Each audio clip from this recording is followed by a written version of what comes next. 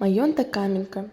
У 1558 годзе маёнтак Каменка ўпершыню згадваецца ў пісьмовых крыніцах як маёнтак Камяніцкая, уласнасць Паўла Каспаравіча Астравіцкага. З 1567 годам уладальнікам яго стаў Марцін Чарапко.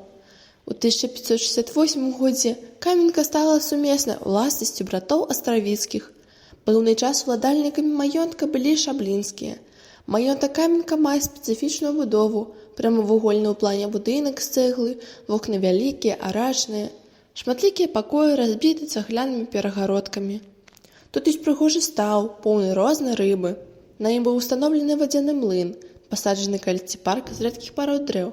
Падчас нямецкай акупацыі маёнтак уцалеў, захаваўся. З 1944 года па 1970 гада у былым маёнтку функцыянавала раённая бальніца. У 2008 годзе распачаты рамонтныя работы, якія спынены.